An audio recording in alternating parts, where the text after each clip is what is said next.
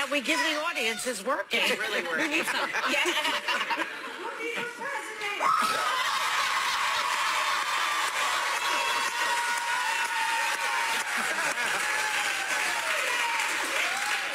Maybe for mayor, but never for president.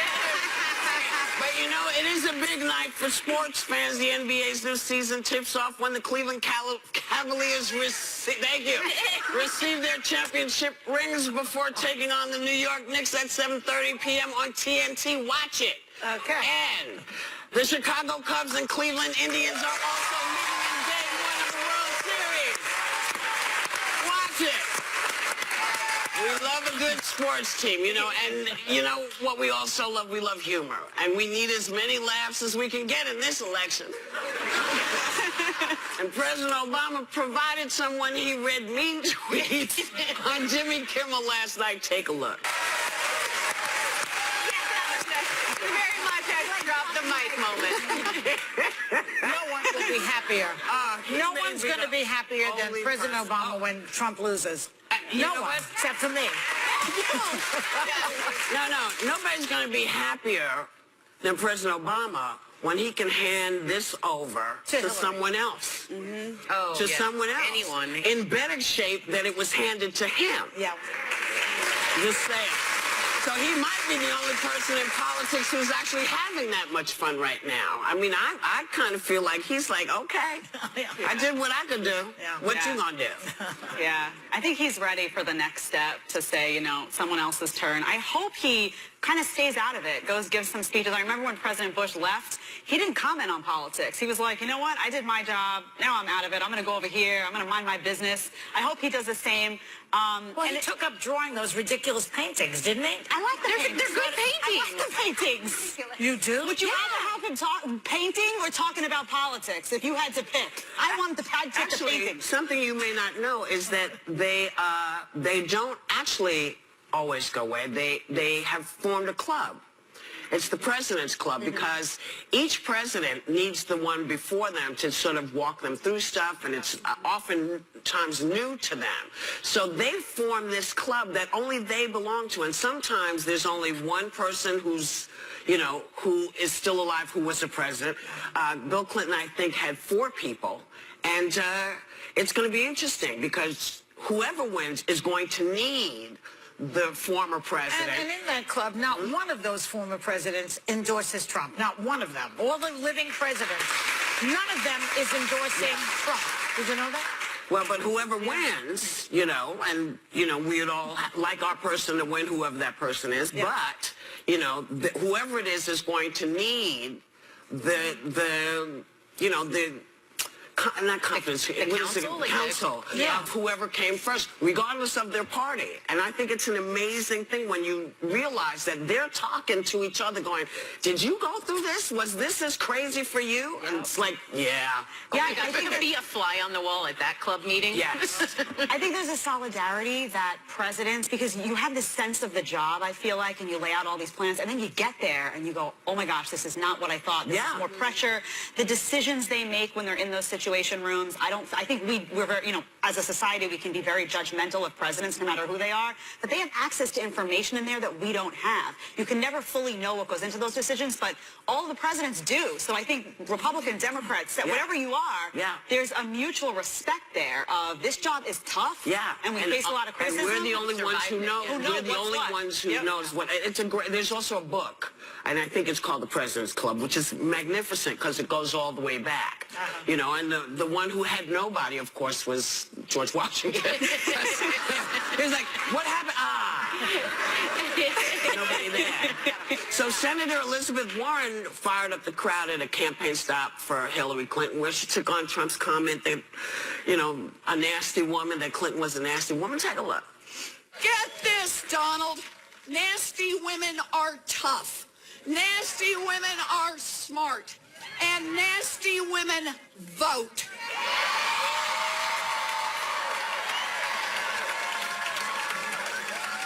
And on November 8th, we nasty women are going to march our nasty feet to cast our nasty votes to get you out of our lives forever.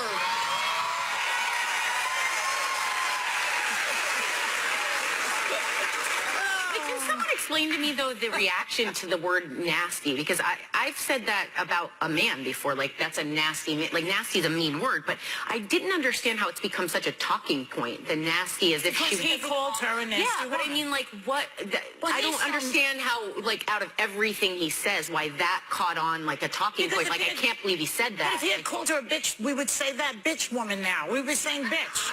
It's like we own the word. We own the word. So it's specific to women?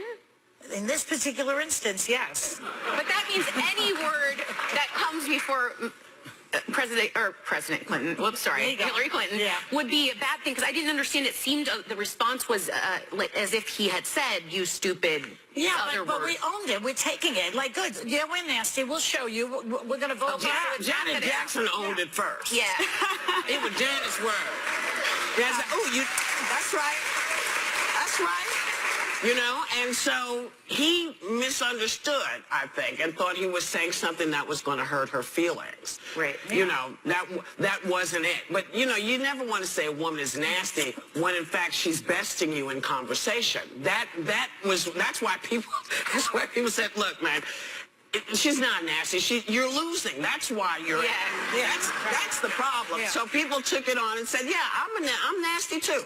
Yeah. You know, but I don't have nasty feet. I'm just saying. I got good feet. What's he going to do against Elizabeth? Elizabeth Warren is tough. She's tough. You know, he'll probably come out and call her a 4 or something. You know, that's his... Well, whatever he calls her, it won't matter. Because she's nasty. Do the ladies have an older and younger age limit when it comes to hooking up? See if their numbers add up for you later. So, to post or not to post in the delivery room? I was like, my water broke. Texting, and then I sent a video to Whoopi And Candace? We did videotape it. This is my Olympic medal. I am birthing a human. Hashtag The View on ABC.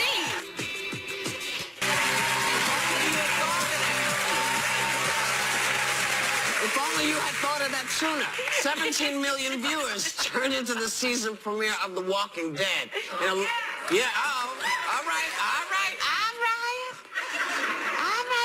Let me tell you what happened. A lot of fans said it was the last time they're going to watch because they found one. I don't understand why people are shocked that it's violent when it started out with zombies eating people. People were saying this particular episode crossed a line of what even violence should be like on television, that it was beyond violent. I didn't see it.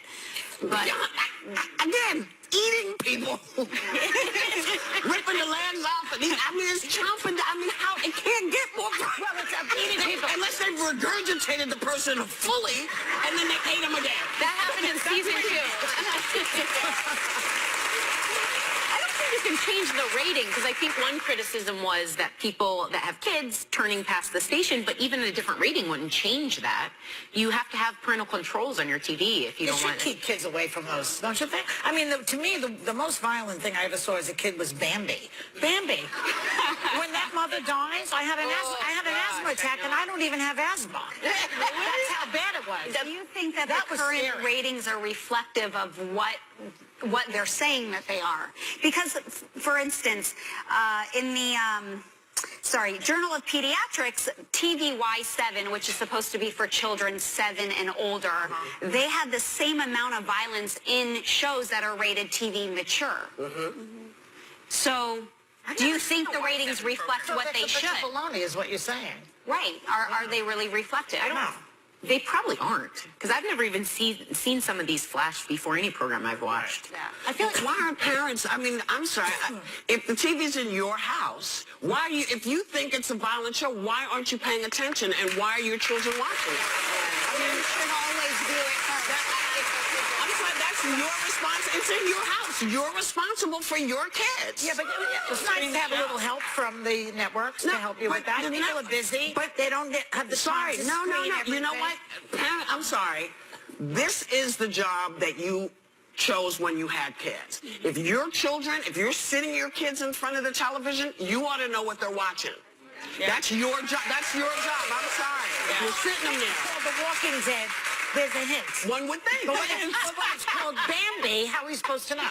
No, that one got you from the. Bambi wasn't about the death of a mother. That's something that happened. The Walking Dead, you kind of know if the dead are walking, they might be hungry.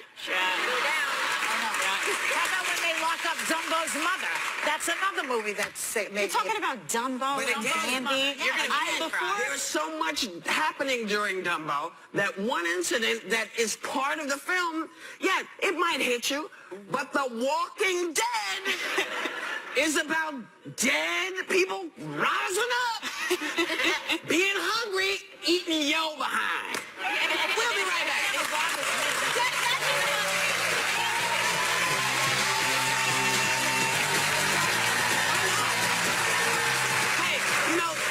Last night I was at an event, an incredible event for an organization called Bring Change to Mind. Do you know about them? They were devoted to fighting the stigma of discrimination around mental illness. And Glenn Close started this. With her sister and her nephew. And every year I go, and it's kind of amazing when you see all these kids who have started clubs in their various colleges so that folks who have mental illness or know people with mental illness can come together and find ways to take the stigma away. If you know someone who's maybe going through that, you can check out our website. We'll put the information up. It seems as though that problem never gets fixed. I mean, you see homeless people in New York City. That woman in the Bronx was a schizophrenic, and they killed her by, I guess. I mean, it seems to be a problem that never goes even away. depression and anxiety and all of those around part that. of the reason that it feels like it never gets fixed is because people don't talk about it. Men especially don't talk about it. They will not say if they're in a depression. They just feel there's something wrong. And what this organization is trying to do is get the stigma out so that people can come together and say, you're not the only one going through this. I got your back. So it's phenomenal, and as is Glenn and her sister and her nephew who were there last night. So I just wanted to let y'all know about that. And, you know, in a recent interview, our friend Rob Lowe was talking about a younger actor being a former heartthrob. And Rob's kids were not buying the fact that he was ever a heartthrob. I mean, he told them, go Google it. But they were just like, we don't care. You're our dad. You're never going to be a heartthrob to us. Right. And it's kind of, have you had this conversation? My son Lev, we were in Whole Foods, and he went during the Olympics over the summer, Mom, that's Carrie Walsh over there, the volleyball player. Oh my gosh, Mom, I just made eye contact with her. An Olympian is looking at me, Mom. And I went, your dad's won two, twice. Yeah, Mom, doesn't matter. It's Carrie Walsh. She's an Olympian. Doesn't matter that your dad is. And, you know, sometimes it's hard. You know, we were talking the other day about who was on the cover of AARP. Oh, Luke Perry. Luke Perry. The fact that Luke is, you know, he's getting older. He was still a heartthrob to many folks of a certain age. You know, not our turn anymore. Yeah. Damn. He's very funny, too. Yes, we love it. Rob, come see us. We miss you. Yeah, we like him. And also, we'll be right back.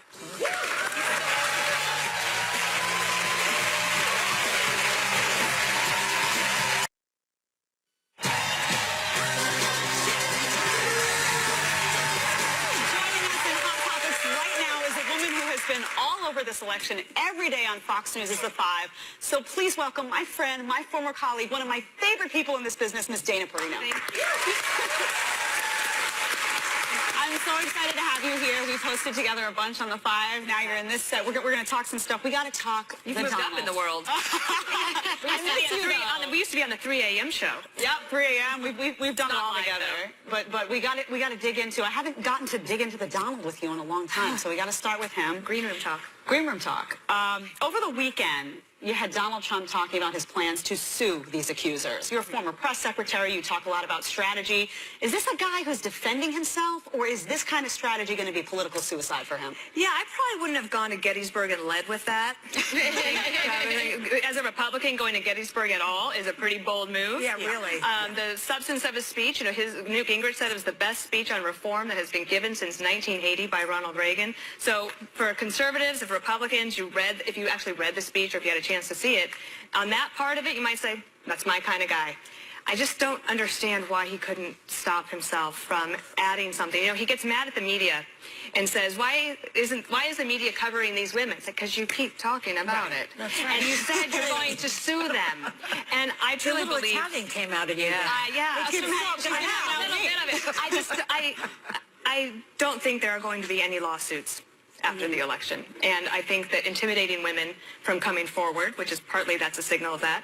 And then also it is him defending himself, but in a way I think that is completely unhelpful in the last 2 weeks of a campaign. And there has to be someone behind the scenes advising him against these things. So is the lesson that he just doesn't listen, that he's his own Kelly man? is probably telling him, don't do Somebody that, has and to he be does it Ivanka. anyway. Somebody has to be saying, Why this do is you a think distraction. somebody is telling him anything? Why do you think this? 'Cause I know, because- Nobody's telling him anything. No, I mean, even Kellyanne here, when we asked her about that, I think people are no saying... one is saying boo to him. Right. Trust Or if they are, it's not penetrating. It's not something that's you right. That's cannot... my point. There's only so much a staff can do at some point. You can give all the advice that you want, but the principal at the end of the day is going to make his own decision. Yeah, and he has OCD anyway. He can't help himself. So You diagnosed him? yeah.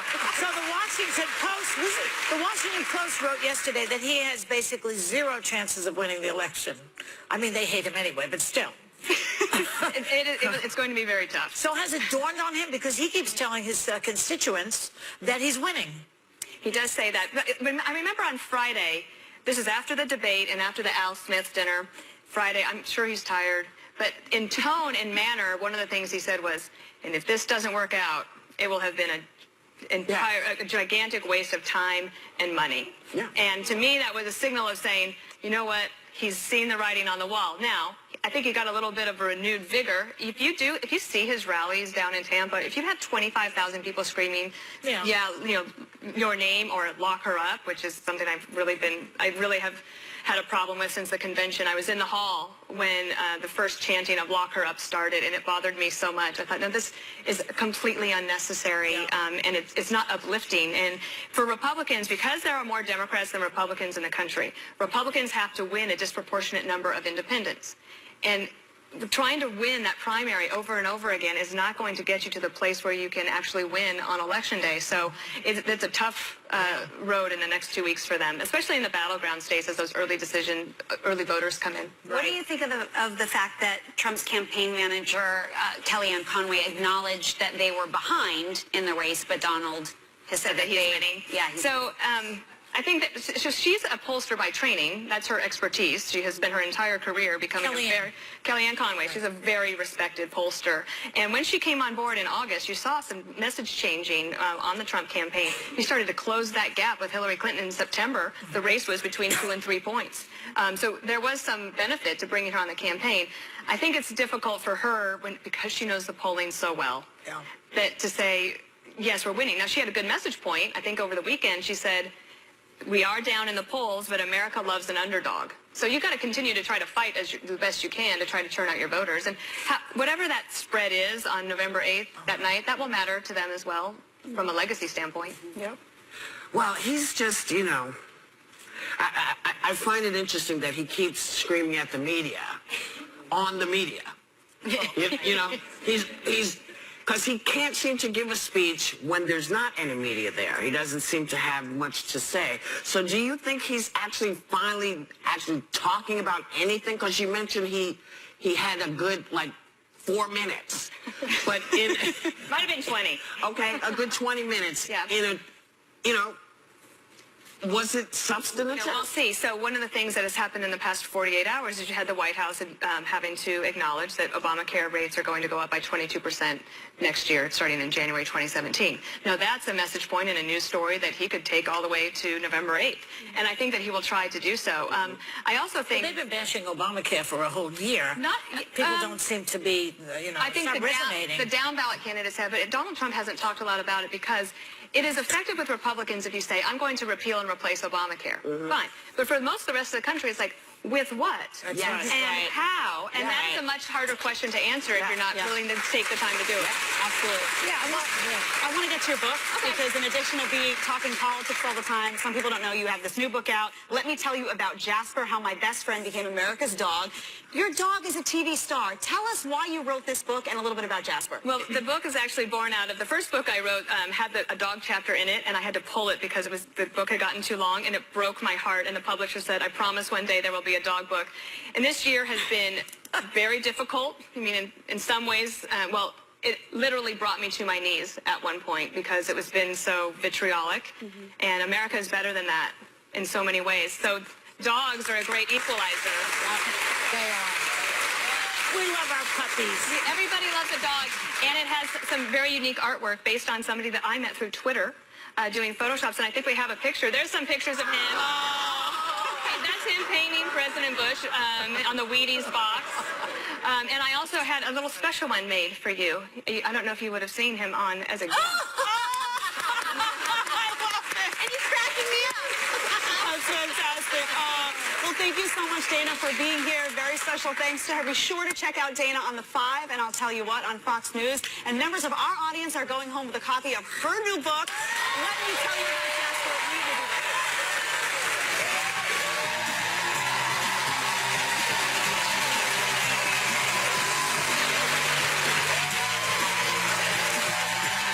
Hey there, Will Forte here to talk to the ladies about my new book, 101 Things to Definitely Not Do If You Want to Get a Chick. Well, hello there. No, I don't think so. Check that, 102 things. This week on The View, our hot topics are only getting hotter. You know it. Plus, we've got such an epic week of star power with Bill Collins, Nathan Lane, John Slattery, John Goodman, Dakota Fanning, and Ewan McGregor. You just can't miss The View. This week on ABC.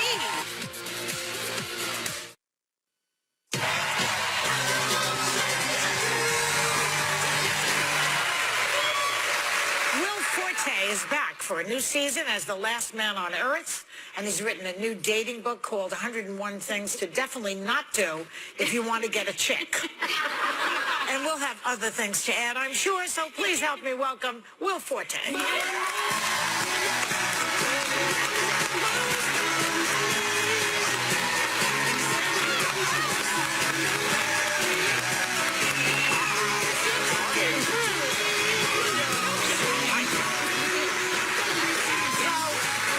Welcome back to the show. You look good. Thank You you. look cute. Look at that ear game. Wow. So It was, remember last time I was here, it was all pink and yeah, it was your color's very different. full. Yes. yes, this is a new you. It's a contained look. It's contained. So, I heard that you and your friend had a bet about weight loss. We did. That involved Donald Trump. Yes. How'd it we go? had to reach a certain number, and we needed some kind of motivation. So whoever, if we didn't get to this certain benchmark, we had to donate $1,000 to the Trump campaign. And I did not reach the benchmark. So Well, you this is still my have first time. time I'm welching on a bet. But you still have time. No, so I figured out a way around it. I'm going to donate $1,000 in his name to a charity. That's it. Something like that. That's it. That's acceptable, right? That's an acceptable way. Yes. Yeah. Groped Women Anonymous. Jeez. Maybe I'll good charity. double the donation, yeah. So,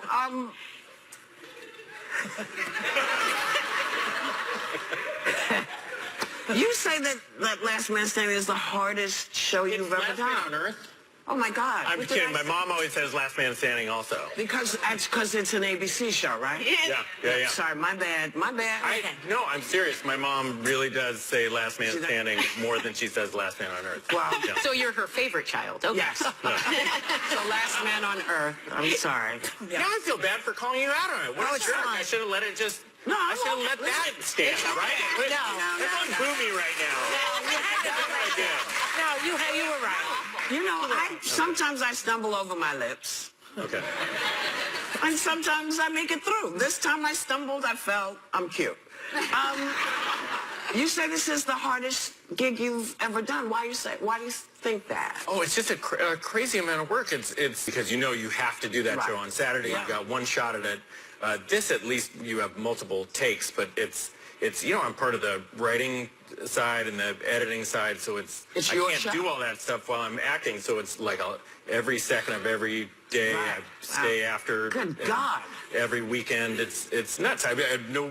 I mean, I guess I am complaining, but I said no complaints. I love it. I'm proud of it. Right. And happy to do it. It's Funny. you're getting to do my dream job, but it is a crazy amount of work. When you came out, we were talking about your beard, because in the first season you had that big long beard, and then there you last go. Look at season that. you shaved half your beard, your hair, and your eyebrows. Yeah, it did. Photoshop. Did you actually walk around in public like that? I had it for like a month, and so I got to go to the store sometimes. It was for the show, and it like people already thought I was crazy when I had that big bushy beard, but like That you walk confirmed around it. like that, that's a person with some serious problems. So things did not go well. A lot of street crossers while I was coming down. Yeah. Now, you wrote a book. Now, I'm going to get this right. 101 Things to Definitely There it Not is. Do If You Want to Get a Chick. Yes. How did you come up with the idea I for think you guys this? called it a dating book. It's like Well, not exactly, right? You'll probably how did I was this was the first thing I ever wrote. I was 24 years old. That was 22 years ago. So if you're looking at this as dating advice, this is a single 24-year-old wrote it, and now I'm a single 46-year-old. So,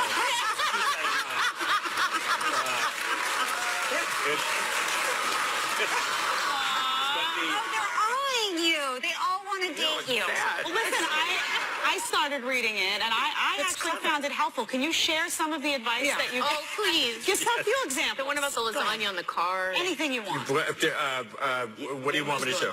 Anything you want to share about it. Never use cheesy pickup lines. Never use cheesy pickup lines. It's a good. Wait, why don't you read this one? I shave my ass and I keep the hair in a bag. I'd like you to have that bag. That's not good advice. Yeah. Oh my God, I love it so much. These are good. They're great. What the Yeah. You have to see the picture. Yeah. Yeah, and you should let's see, share wait, that there's book with- my favorite one is actually I shouldn't say it's my favorite one because if everyone hates it, then they go, oh, I'm not going to buy that book. There's one in the No, I basement here. can't I've find it. stabbed your dog to death. Would you like to have dinner? Oh yes, that. See, do not kill her pets. It's solid advice. Granted, it's very solid advice, but they're all very, very absurd things. It's Do these things run through your mind? At 24. Well, I mean, I guess. Like, here's the hair in a I mean, bag. this is advice for people who have extreme need of help. I'm not saying this is for the normal person. This is for like people like me, 46 and single. I feel like this would work for some of the men I've dated. Can I have this book? No, he already signed it. He signed it to my son-in-law. I think he would like it. No, they're all very absurd. I think my favorite one is never take her out to dinner. Yes, because you he said got it out, me my yes. first job writing at the Jenny McCarthy show and as Letterman. Yes. So I gotta go. I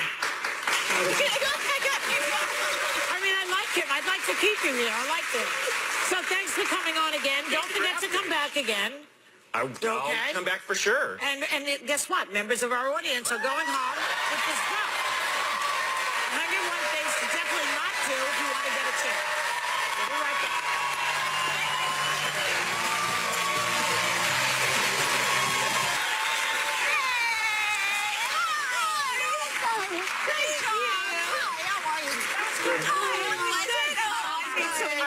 Hello. Very good. This was such a journey for you. Tell me, like, What was the biggest thing you learned from this experience? That Bambi's mother died? Yes. I know, it's so sad. No. Yes. You know, I think I started out doing something that I was so afraid to do.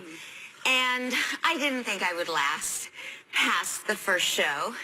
And, you know, it was really awesome to face that fear and to fight through it and to do it. I know, and you got this guy as a partner, too. I had the pleasure of dancing with Artem a few days, and he's fantastic. So you also did the quick step. So much fun. Good. Now, this is something we talked about in our meeting in the morning. You may be the most emotional person that's ever been on the show. I think we have a clip of something. Coming from a fellow emotional person, I understand the tears completely. I am such a crier. How did you handle this? You saw. I said no crying. I respond all the time, but no, but it's a great emotional experience. She went to the competition having absolute fear performing in front of a live audience, and doing dancing with her sounds like a suicidal mission. And It was. she's done it, and I think she came out on top. And actually, we've done tango right now. I feel like a redemption because I didn't slip on the skirt.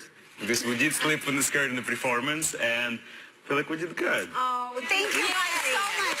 You were so fun to watch. Great job. Thank you to Marie McCormick and Artem Shevchenko. Catch Dancing with the Stars Monday nights at 8 p.m. right here on ABC. All right. Well, if you're crying at home, we're going to give you the opportunity to go get a tissue. Have a great day and take a little time to enjoy the view.